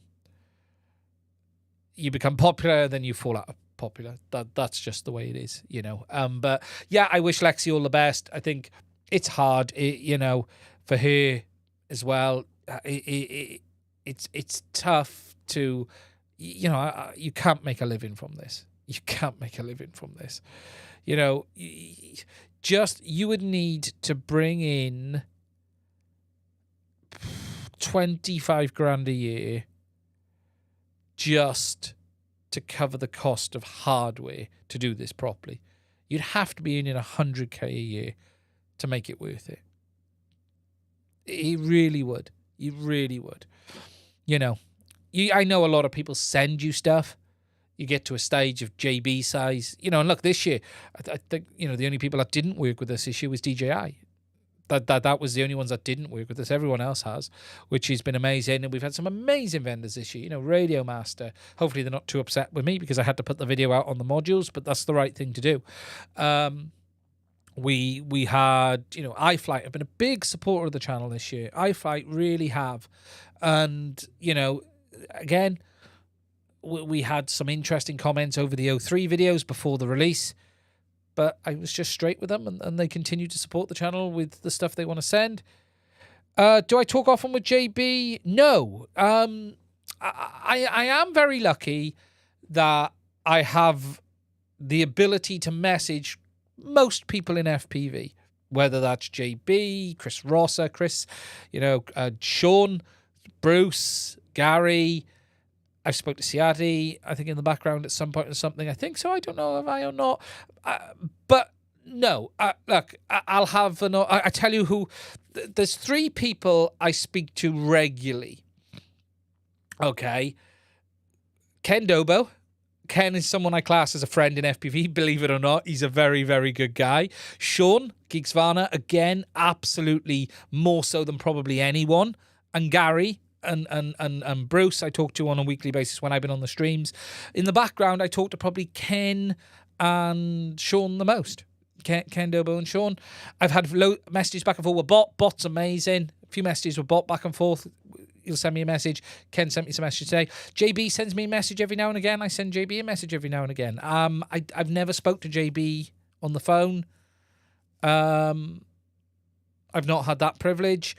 Most of my contact with JB is just business. You know, he'll ask me a question, or I'll ask him a question, or I'll pass him a bit of info, or he'll just ask me something. You know, it very much is business.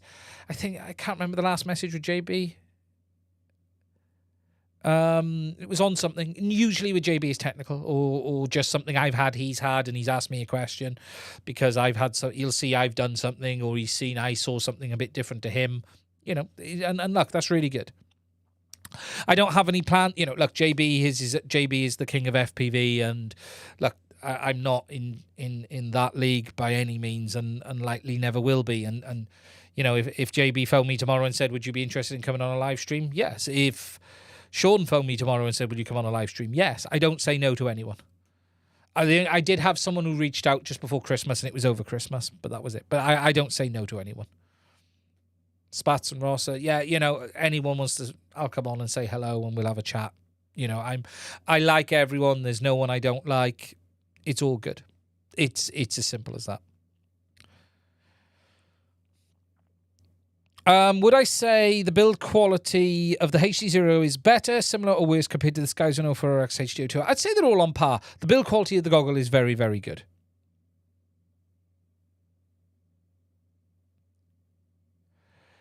I have no problems with anyone. I'm really lucky that, as far as I'm aware and concerned, I get on absolutely fine with absolutely everyone. And I like that the position to be in. I have no gripes with anyone. I have no bones with anyone. No YouTube drama. No, they're all great people. I can message them and I'll get an answer back at their earliest convenience. They get the same from me, and that's fantastic. That's the way it should be. That's it can't be any more than that. It really can't. And we're really lucky in FPV that there are a lot of very, very good people. Look, if I'm going to use a term, right, and I'll use this for a few people. I'll use this for JB, and I'll finish on this. You class JB is a bit like a beetle. JB is not like anyone else. He may look the same do the same, but JB always has to live a different life, just like a beetle has to live a different life. JB is the king of FPV, and he's up in that upper echelon, and as a result of that, doesn't tend to deal with the minions or the normal people like the likes of me and others. And he's been around a long time, and he's built himself up into that position. I'm not saying I agree with everything JB does. I'm not saying I think JB's perfect. Top hairless and shiny, no. Look, you see comments around. We all get things wrong. We all make mistakes. We all. There are times. Look, I'm lucky on a technical side. I'm extremely technical. That's just my ability. My flight skills are less so. I'm not going to pretend they aren't. I think. There's a point where I think you get to a certain size where you can't win. That's what I will say. And I think whatever you do, someone will have a go at you for something. And I saw some of that last year, myself. There's a point where you get to a certain size and people just want to give you a kicking because you are a certain size. There's a guy on the HDZero group that hates me. just anytime there's something posted about me, you'll just post something completely negative for no good reason. You can't argue with the internet. You can't worry about it. You just got to do what you do. What I don't do is this. Okay, this is a very simple mentality. I don't worry about what anyone else is doing. I'm not going to call them the competition. It's not a competition, but I don't worry about what anyone else is doing. If I do what I should do right, then I will see the success from that. All I've got to worry about is what I'm doing and not anyone else. And it really is that simple. And as long as I keep delivering on what I want to do and the way I want to do it, people will either follow that or they won't. It's that simple. And if we can help some others along the way, brilliant. If other people want some help, brilliant. I'll try and do that. If people want some advice, if people ask me to go away, so be it. You can only do what you do. Believe in yourself. Do what you want to do in the way you want to do it. And then if it works, it works. If it don't, then it don't. And we all go back to our own lives and, we carry on from that. Did I cover Ross's motor vid already? No. I had to go for a bit. No, I haven't. We'll cover that next week. And don't sell out. Anyway, that's my words of advice. Thank you for all you do. Thank you for that. Seems like you're... Yeah, I think YouTube caught up with me, not me caught up with YouTube. I haven't really changed what I've done for 7-8 years.